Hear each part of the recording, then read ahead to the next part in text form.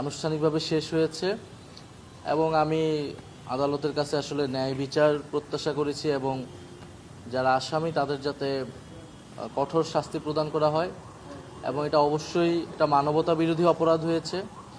শুধু বাংলাদেশের ইতিহাসে না, পৃথিবীর ইতিহাসে এই অপরাধ, এই মানবতা বিরোধী অপরাধ গণহত্যার ইতিহাসে লেখা হয়ে থাকবে।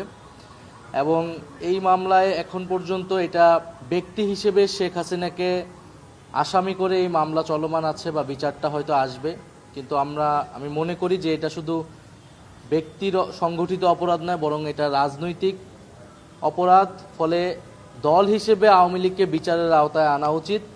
ট্রাইব্যুনালের শেষ সুযোগ আছে, আমরা ট্রাইব্যুনালের কাছে আবেদন জানাবো। ট্রাইব্যুনালের কাছে এখন যথেষ্ট তথ্য প্রমাণ এসেছে এবং শেখ হাসিনা যেহেতু দলীয় প্রধান এবং রাজনৈতিকভাবে ক্ষমতা নিরঙ্কুশ করতে, ক্ষমতায় টিকে থাকতে জনগণের বিরুদ্ধে গিয়ে তাকে জনগণকে হত্যার সিদ্ধান্ত তিনি নিয়েছিলেন, জনগণ প্রতিরোধ করে তাকে উৎখাত করেছিল। ফলে এটা আওয়ামী লীগের সংগঠিত অপরাধ রাজনৈতিকভাবে। আওয়ামী লীগকে দল হিসেবে বিচারের আওতায় দ্রুত সময়ের মধ্যে আনা উচিত। ৩রা আগস্টই এই সরকার পতনের এক দফা ঘোষণা হয়ে গিয়েছিল।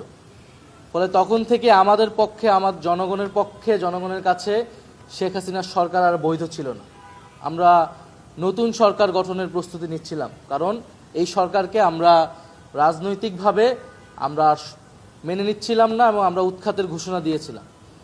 ফলে যেই সরকার সেই সময়ে জনগণের বিরুদ্ধে অবস্থান নিয়েছে, নির্বিচারে গুলি চালিয়েছে এবং 16 বছর ধরে ভোটাধিকার হরণ করে, নাগরিক অধিকার হরণ করে ক্ষমতায় ছিল, শান্তিপূর্ণ জুলাই আগস্টের আন্দোলনে গুলি চালিয়েছে, হত্যাযজ্ঞ চালিয়েছে, তার বিরুদ্ধে এক দফা ঘোষণা করাটা, তাকে উৎখাত করার প্রস্তুতি নেওয়াটা বৈধ। এখানে কোনো ষড়যন্ত্রের কিছু নাই, এটা জনগণের পক্ষ থেকে বৈধ ছিল।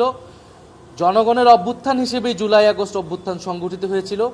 এখানে কোনো দেশি বিদেশি শক্তি বা কোনো শক্তির কোনো ধরনের ইন্ধন বা কোনো কিছুই ছিল না। জনগণ স্বতঃস্ফূর্তভাবে রাজপথে নেমে এসেছিল, জীবন দিয়ে প্রতিরোধ করে এই সফলতা নিয়েছে এবং শেখ হাসিনা সহ অন্যরা